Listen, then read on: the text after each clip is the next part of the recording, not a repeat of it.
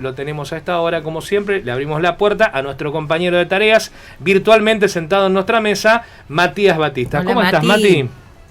¿Qué tal, Dani? ¿Qué tal, equipo? Muy buena mañana para ustedes y para toda la audiencia. Bueno, yo empezaría con cómo está la balanza comercial de Argentina hoy, porque ayer se dieron guarismos que son interesantes. Sí, la verdad es que es un dato que yo sigo con muchísima atención porque obviamente la Argentina ha tenido historia reciente, historia pasada e historia de la más vieja vinculada a crisis que tienen que ver con la balanza comercial, ¿no? Es un dato siempre determinante para nuestra economía. Venimos bien porque, el saldo exportador sigue siendo importante, 1.067 millones de dólares, con casi 7.000 millones de dólares de exportación, 6.976, 5.909 las importaciones, y si uno mira un poco lo que va del año, tenemos un saldo de 6.740 millones, con un total de exportaciones de 35.339 y un total de importaciones de 28.599. Hay que tener en cuenta que, si bien las exportaciones vienen muy bien y vienen subiendo muy bien con relación al 2020, en el 2020 a esta fecha habíamos exportado 27.500 millones y este año 35.339. Y el año pasado habíamos importado por 19.241 millones y ahora estamos importando por 28.000, casi 600 millones. La verdad es que, si bien las exportaciones crecen, están subiendo muy muy fuerte las importaciones. Esto es lógico, en la medida en que se abra la economía, eso iba a pasar, y el saldo comercial, que el año pasado era de 8.300 millones, hoy es de 6.740 millones. No deja de ser un saldo importante y positivo, Dani, ¿no? Bueno, pero también hay que considerar varias cosas. Primero, en tanto y en cuanto no hemos viajado, los argentinos no han viajado y no han gastado plata fuera, que se supone que esto cambiaría a partir del próximo año. Y por otro lado, tampoco las empresas han comprado maquinaria o gran inversión, que es otro de los flujos de salida de dineros grandes que hay respecto a decir el país anda un poco mejor, invierto en alguna maquinaria hacia adelante. Hay que tener en cuenta esas dos variables, la de turismo y la de... Es muy buena la observación que haces. Es muy buena la observación que haces, porque hay que destacar esos dos aspectos, tanto lo que tiene que ver con inversión en maquinaria, que se lleva muchos dólares, pero sobre todo lo que tiene que ver con turismo, que la Argentina tiene siempre el problema de que la diferencia entre turismo emisivo y receptivo siempre es negativa, y usamos muchos dólares para hacer turismo en el exterior, y eso nos genera un problema en la balanza. Eso está claro, es muy buena observación, Dani. Cuando esto mejore un poquitito, los viajes a Miami se van a incrementar de una forma sustancial, estimo yo. Va a haber menos gente que pueda ir por una cuestión económica, pero siempre está la gente que puede hacerlo. Sí, yo creo que en los próximos 6 meses tendremos la ventaja de que este pasaporte sanitario con determinada categoría de vacuna estandarizada a nivel mundial va a permitir que tengamos un muy buen turismo local, y que nos movamos en toda la geografía nacional, y eso va a ser de gran importancia para una recuperación y un veranito que puede llegar a ser muy bueno. Bueno, y aquí voy a hacer un paralelismo con el tema que quiero que charlemos, que tiene que ver con el Banco Mundial, que dijo que 1.7 millones de argentinos se cayeron de la clase media en el 2020, y son gran parte de esos que no van a poder viajar a Miami.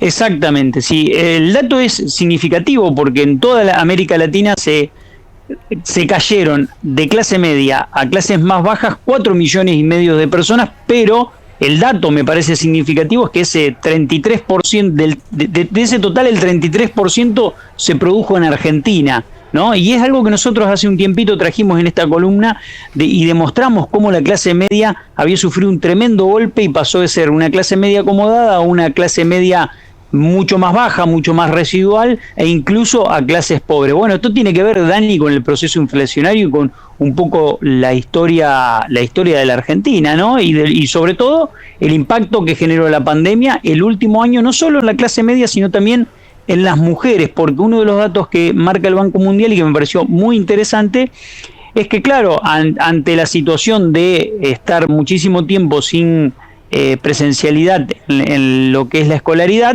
eso generó que muchísimas madres tengan que pedir licencias o suspender sus tareas laborales para abocarse al cuidado de los hijos, y muchos padres, pero sobre todo muchas madres, y eso se enmarcó en una caída muy fuerte en la cantidad de mujeres que estaban con empleo y que ahora perdieron ese empleo, ¿no? Uh-huh.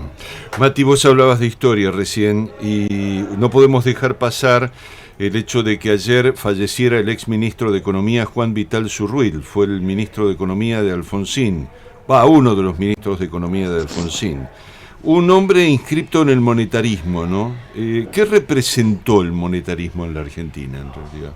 Bueno, vos sabés que cuento una pequeña anécdota. Yo empecé a pensar económicamente, yo tenía 5 años cuando asumió Zurruil, y empecé a pensar económicamente un día que volví del kiosco de la esquina y le dije a mi papá que ¿por qué aumenta a esa velocidad los caramelos? Yo iba con $1 peso y compraba tantos caramelos y decía, ¿por qué me dan cada vez menos caramelos? Bueno, ahí estuvo mi primer razonamiento monetario y económico. Vinculado al estómago, digamos. Exactamente. A ver, Alfonsín tuvo 2 ministros de Economía que fueron Faro, uno fue Juan Zurrullí, pero anteriormente estuvo Grispum, que sí, para mí fue un excelente economista, la contracara de Zurrullí, porque fue quien desafió al Fondo Monetario Internacional y quien trató de armar un club de deudores de América Latina y negociar la deuda, revisar, auditar la deuda con el FMI contraída por los gobiernos militares en toda América Latina, y pateó el tablero en el FMI y se armó, la verdad, una situación muy, muy complicada que hizo que desembarque un monetarista como Zurrullí de la mano de Ronald Reagan, el presidente norteamericano, con todo el aval de Estados Unidos, e instauró un plan en la Argentina monetarista con una diferencia. Lo que hizo fue congeló precios, congeló tarifa, congeló salario, porque fíjate que todos los monetaristas hablan de que el problema de la inflación es la emisión, pero lo primero que hacen es congelar tarifas y salarios porque saben, no lo dicen, pero lo saben, que el principal problema de la inflación también es la puja distributiva, ¿no? Claro. Vos fíjate que Zurruil hizo eso, ¿y quién fue el otro que hizo lo mismo y que tuvo éxito durante 10 años? Pero Zurruil tuvo éxito un año. Domingo Felipe. Domingo Felipe decidió no emitir dinero y anclar la base monetaria con el dólar y decía, hay tantos dólares, tiene que haber tanta base monetaria y esto va a crecer en función de que crezcan los dólares. Pero en la letra chica, y esto es lo que nos dicen los economistas estos que están en todos los medios de comunicación, no lo dicen. En la letra chica, Cavallo prohibió el aumento de salarios y congeló salarios, precios de esa manera. No aumentan los salarios, entonces están todos contentos. Los empresarios están contentos, menos por supuesto los trabajadores. Bueno, Zurruil hizo algo parecido, atacó las expectativas, pero el problema de la Argentina empezó a ser la falta de reservas internacionales y la falta de financiamiento externo. Escuchen lo que voy diciendo, sí, ¿no? Sí. Falta de inflación altísima, falta de reservas internacionales, falta de financiamiento externo y devaluación. Cualquier parecido con la realidad tal cual. Es pura coincidencia. 30 años después, mismos problemas estructurales de la Argentina. Bueno, me parece que algo tenemos que aprender de todo esto, ¿no? Sí, bueno, porque yo vi por lo menos anoche un recuerdo, por supuesto muy interesado, de parte de algunos analistas económicos de la figura de Zurruil. Todo tipo que se muere pasa a ser bueno, pero el tema es que realmente el daño que provocó la gestión monetarista en la Argentina fue tremenda, y creo que, bueno, deberíamos aprenderlo. Lo que pasa es que nos cuesta porque hay una batalla cultural de por medio. Bueno, hay una batalla cultural.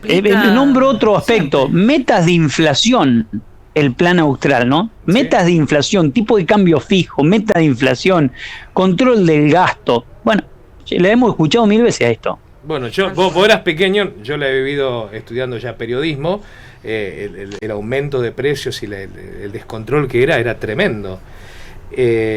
Hoy tenemos esos aumentos de precios. Hubo un periodo en los primeros 2 años de la gestión de Zurruil en donde las cosas quedaron quietas. O sea, frenó una hiperinflación, pero después el problema fue que no pudieron sostener la situación económica, sobre todo en el balance comercial. Exacto. De la Argentina.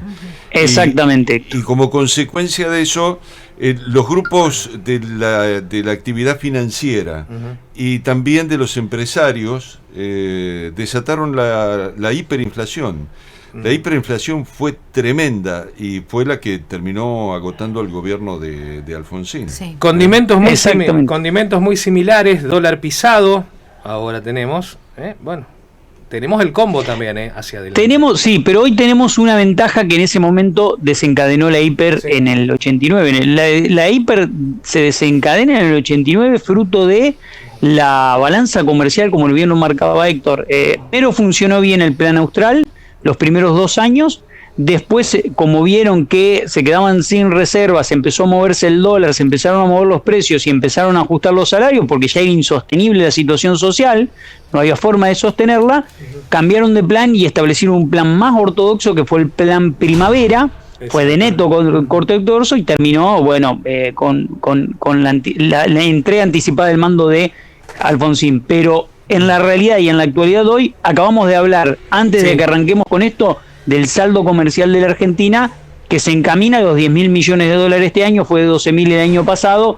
Bueno, pero igual venimos con deuda externa impagable, refinanciamiento de esa deuda externa. Bueno. Ojo que eso lo tenemos en el marco de una pandemia y no hay salida de dólares por otro lado. Por eso es ficticio parte de lo que vemos.